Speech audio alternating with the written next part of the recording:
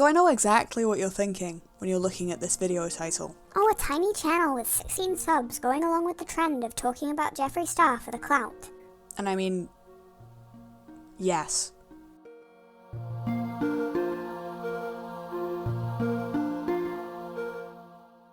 Jeffree Star, for those of you that have either lived under a rock for the past 10 years or have just never watched YouTube in living memory. For nearly 3 decades, Taze lived alone and largely undetected in the woods. Jeffree is a 34-year-old beauty vlogger who seems to be, in my opinion, feeding off the fountain of youth. I honestly find it really believable that the reason that he's stirred up so much controversy is to feed off the negative energy to keep himself young. Or it could just be Botox. That's also a feasible option. His early career was founded in music, but he later shifted almost entirely to makeup, founding Jeffree Star Cosmetics, which is worth $89.9 million in net sales last year. I'd like to repeat that. 89 million. To put that in words commoners like me might understand, that's 25.6 million co-op meal deals. This man could buy me lunch for 70,000 years. Jeffree, hit me up. I swear, I need those co-op BLTs, please. That should tell you pretty much all you need to know about him. He's insanely rich. And that's his main personality trait.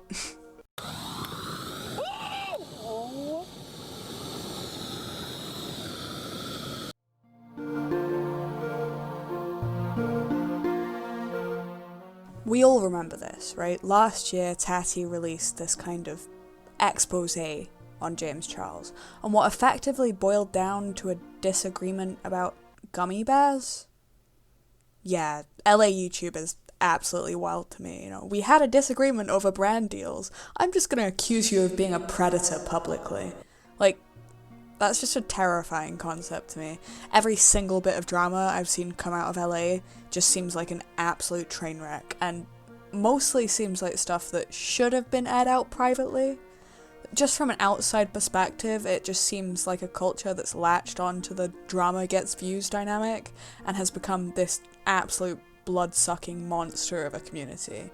I mean, right now, there's a global pandemic going on, and an ongoing fight for justice and basic human rights going on in the streets of America. But no, Tati, Jeffree, and Shane, they're more concerned about cancelling each other over a drama about some gummies that happened over a year ago. And at this point, cancelling doesn't even mean anything, because it's being used so commonly in that space. I mean, Jeffree is cancelled, Tati is cancelled, James was cancelled, I guess, but it doesn't seem to mean anything after that whole Dramageddon situation. Sure, drama gets views, but does it really mean anything when your audience is so desensitized to it that they move on after a few weeks? I mean, I say that, but a year later, we're still talking about this, so maybe it's effective, I don't know. Anyone want to start some meaningless YouTube beef with me and accuse me of being a pedophile? I'll compromise my morals for those sweet, sweet views. So where does Jeffree fit into all of this? Well, since both Tati and James's side of the story are 40 minutes long, and we're not really talking about this drama as a whole, I will skip to the part where Jeffree is relevant. And I'd like you to keep in mind throughout this whole thing that James Charles was 19 at the time of this whole drama, and Jeffree was in his 30s. Jeffree seems to almost bully James Charles during this period of whatever it was, sending him more than one nasty message about the claims that have since been disproven about James Charles victimizing straight men. Are you going to respond to everything or pull a Manny 2.0? When you basically trapped Sam in your hotel room in Seattle, and psychologically forced him to stay and made him feel horrible for their pennies you spent on the room. I knew something was terribly wrong with you. When Zach showed me the Snapchat messages of you trying to force him to like you, and send him photos, it was completely horrifying to see you use the same sentences as a rapist would use. He was so grossed out by your behavior and the way that you tried to make him feel bad for not reciprocating the same feelings. And I mean, Jeffree, you were on tour with DAVI vanity. Where was your passion about predators then? I swear this dude has the self-awareness of a goldfish. Or he just doesn't care, which, I mean, I wouldn't care about anything either if I was making 89 million in net sales a year. If anything went wrong for me, I too would just send out a tweet and go for a retreat in the Bahamas or something. Whatever rich people do when they're distressed, I guess. The real thing that stood out to me throughout this entire thing, though, was this pretty nasty tweet that he sent to James's younger brother Ian, who was about, I think, 17 at this time, effectively telling him to shut the fuck up. Why is your brother a predator? Why'd you really move back to NYC? Exactly. Shut the fuck up. And like, dude, it just seems petty. Like, this is a level of aggression I don't think I'll ever understand or exhibit. You honestly just sound like one of those guys outside of nightclubs at the end of a night that no one wants to talk to because he's picking a fight with anyone in the line that he can get his hands on. Mark, stay where I told you to stay. Fucking bitch. Come on, I hate to say it again, but you have earned $89 million this year. Buy yourself a Gucci bag, go to the spa for a week, relax. Is this what rich people do when they get bored with the endless luxury that they're supplied with? Bully kids online and try to ruin the career of some 19-year-old? Just rich people things, I mean, when I'm bored, I just do some art or read or something. But obviously, I'm not a man of taste, as Jeffree Star is. He also made a video called Never Doing This Again, where he says this. I am in an amazing place. I'm in a beautiful relationship. My business is amazing. My family is mainly healthy besides my mom. Alright, Jeffree, thanks for the humble brag. Speak for yourself. I'm clinically depressed.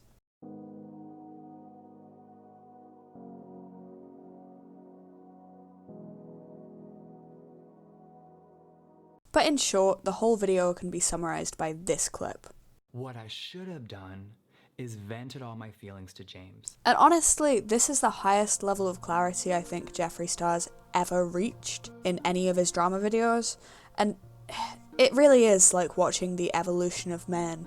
This Jeffree Star is an ape. So you don't have to say to that, bye! But this Jeffree Star, I am so sorry for ever sending that tweet. If I could take it back, I would. this Jeffree Star has both physically and socially evolved to actually be able to empathize with other human beings. He makes a lot of references to his old self, which he tends to reference his old self quite a lot when he's apologizing, but I'll talk about that later. Basically, this whole video goes back to the very basics of LA YouTube drama. This all should have been handled privately. It really feels like we're in high school here. Can you guys not just sort something out privately for once? Just one time. And that finally brings us to this week's accusations. Christ, it has been a long journey to get to here. And also, if I have to clarify that I'm talking about this week's accusations, maybe you've had too many accusations. Just a wee thought. Tati basically does another 40-minute long video. I know, it's become the beauty world's specialty at this point. Oh, fantastic. Another 40-minute expose on something I don't care that much about. And before we even get started on this video, there are people dying, Tati. Actually dying. And this was a whole year ago and you're choosing to bring it up right now? Alright, just so that we know that we're on the same page here. The basic rundown of this video is that Tati felt manipulated by Jeffree and Shane.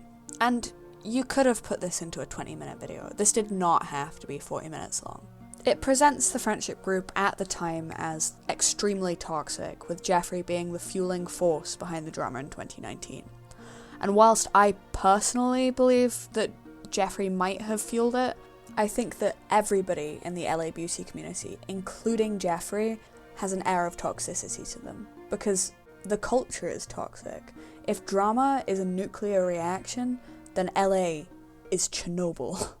Tati claims that Jeffree and Shane fed information about James harming minors and similar predatory behaviour to Tati, and that over a period of a few weeks they would talk non-stop about how terrible James Charles is. And this whole thing is just so high school-like, you know. He said this, she said that, I did that. Just talk to each other. Just sit down and have a conversation. Why do you have to talk about each other behind each other's backs all the time and then air that out publicly? However, if what she's saying is true, it does kind of fit into Jeffree's public character. Either way, it sounds like Tati is going to take both Jeffree and Shane to court. And whilst I understand why Tati would take them to court, Jeffree was genuinely so bitchy that he landed in legal trouble. I honestly don't know whether to be impressed or viscerally disgusted by that level of toxicity. Imagine talking so much shite that somebody takes you to court over the shite that you've talked. That is next level.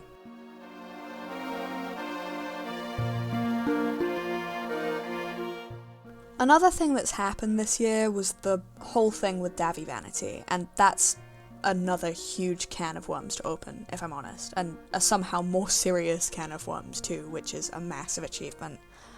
The short version of that story is DAVI Vanity has been accused of being a serial rapist and pedophile, with some pretty convincing evidence backing it up.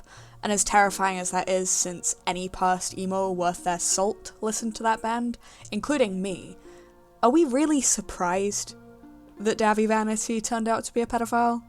The dude geared his music towards teenagers with lyrics like this. Listening to Blood on the Dance Floor when I was 13 years old was probably the start of all of my problems.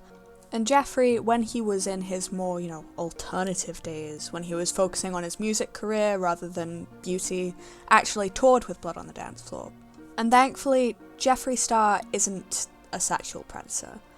At least there's no accusations against him. He just seems to flip-flop on whether DAVI Vanity is a sexual predator. So sometime in 2010, and Jesus Christ, I was 8 years old at this time, Jeffree tweeted this about DAVI. I'm going to speak the truth until I die. We saw BOTDF Music DAVI bring underage girls to his hotel rooms and do sexual things. 100% illegal. And this by itself seems fine if a little aggressive, but you know what? He's got the spirit. DAVI Vanity for jail. I really appreciate that you'd stand up about such a sensitive... We all get over the past. Everything with BOTDF Music and I is great. Stop the negativity and smile. Jeffree, I hate to break it to you, but your sudden public friendliness to somebody you literally a year ago accused of being a child fucker, your words not mine, seems a little bit weird. He's either a pedophile and you don't want to associate with him, or he's your friend. You can't really straddle the line here, my guy. Words are like toothpaste, as they say. You can't take them back. Or I guess in the modern era of YouTube, it's more like rape accusations are very serious and irreversible. But what do I know? I might be wrong here, but it's almost like Jeffree Star only exposes people when it's beneficial to him. Deplatforming pedophiles just because they're pedophiles? Nah, if I can't personally gain anything from it, then what is the point? And of course, the guy that had been tweeting nothing but love for DAVI Vanity for over 9 years decided that now would be the time to take a Chris Hansen interview about DAVI. Because you're the good guy here, right? And a lot of the interview just seems to be Jeffree doubling down on the idea that he was not involved with anything DAVI did. I am not a fucking pedophile. And that just means that there's no actual interesting insights into DAVI Vanity for the whole interview. It's just a beauty vlogger talking about himself for 50 minutes, which you can tune in and see on any big beauty vlogger's YouTube. Like, I'm sick of seeing 50-minute videos. Please stop doing them. Sitting in front of a camera, fake crying with a ring light on, and talking about your own drama despite all the more serious things going on in the world just seems like an annual occurrence on beauty YouTube at this point. It does give commentary YouTube something to talk about though, so between Belle Delphine's return and whatever Shane Dawson's going through right now. Oh my god! You guys are really helping every commentary YouTuber over 1,000 subs pay their rent. The main thing that you can take from this whole interview is this clip.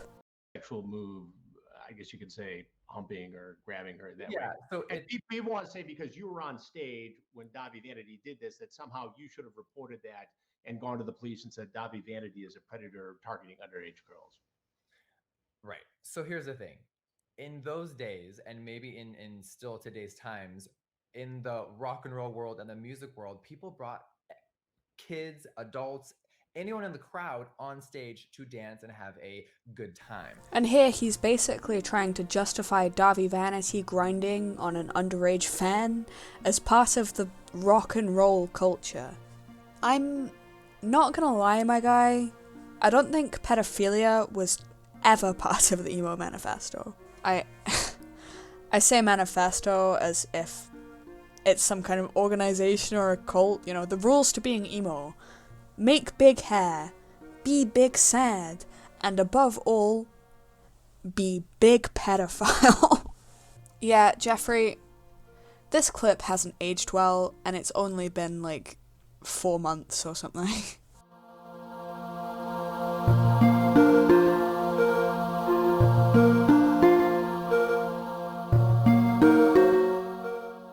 Before you, for whatever reason, get really mad at me in the comments, no, I'm not making fun of Jeffree Star's traumatic childhood. That would be something to cancel me over. Please do, if I ever directly make fun of somebody over their trauma. What I'm instead trying to do is point out how Jeffree Star uses his trauma as a shield in some situations. In The Truth About Jeffree Star, Shane Dawson's documentary on Jeffree, he talks about how his trauma and mental health issues affected his past racist actions. Depressed, I was really sad. That's a whole other thing. Like, remember I did an apology video. There was a large number of people that said I tried to use depression or certain things like that as an excuse. I was in such a dark place that I would just lash out at people. But that's not who I am. So, but I've also never got to really fully explain it. Is it right? Of course not. It's horrible. And people should learn from my mistakes and never say those things to anyone, doesn't matter what color you are. Yeah. And you know what, I would accept that. I'd accept that apology to an extent, because I do understand that when you're in a bad place, you do regrettable stuff. And no one can say that you don't, especially since he's not been racist since then, to my knowledge, at least. But saying that you were in a bad place implies that you don't still behave in a toxic way now. I mean, the guy loves to talk trash on public forums, in a very harmful or otherwise toxic way, and in this documentary he chalks this toxic behaviour up to his trauma, his depression, his everlasting pain. And I'm gonna say it, just because you're hurting doesn't give you free rein to do whatever you want. Even when you're in pain, you are still in control of your actions, and your actions do have consequences. Everyone does things that are seen as wrong at some point in their lives. Everyone does something that would hurt another person. But the way that you deal with that wrongdoing says everything about you as a person at that point in time. And Jeffree doesn't seem to want to improve his behaviour or stop lashing out or throwing himself right into the middle of drama. He just continues to do it under the guise of, I'm hurting, so I should be able to do whatever I want. And, if I went out tomorrow and I decided, I'm gonna murder somebody, and it wasn't premeditated or anything, I just got very, very angry, and, I murdered somebody. You wouldn't say, oh, she was hurting, so you should excuse her actions, because at the end of the day, your emotions don't excuse the consequences of your actions. And to use them as a tool in the way that Jeffree does to play on your empathy is really fundamentally manipulative. And in this documentary, he talks about how he wants to improve and, lash out less. And you know what? I truly do wish that for him. If nothing else, to stop seeing him on my Twitter timeline. But you can't continue to exhibit the same actions and expect everything to get better. You have to actually improve your own behaviour. That's just part of being an adult. And the fact that he's lived on this planet for 34 years and still not learned that says so much about him as a person. So to dig ourselves out of that very deep hole we've created, I think I'm going to finish the video there. I know this video was very long. If you enjoyed this format over the other formats, just let me know, and specifically what bit of the format you liked so I can make my content better. To be honest, this format sort of came out by accident because I've been thinking a lot about Jeffree's actions over the past year, so I've had a lot to say, so I had to put it in a very organised format so that it made coherent sense. It is kind of sad too because I am a fan of Jeffree's makeup and what he does on the platform, but I really don't feel like I can support his products or actions until he behaves better. That being said, he has actually not really gotten that involved in the recent stuff with Tati in there, or at least he hasn't sorted it out publicly, which is a good sign. So hopefully he is improving and I can get back on that Jeffree Star makeup palette soon. Anyway, if you like this content, please do like and subscribe. I'd really appreciate it, and if you're feeling a little bit spicy or just want to increase my engagement, make sure to comment too. I hope you guys are having a great weekend. Bye.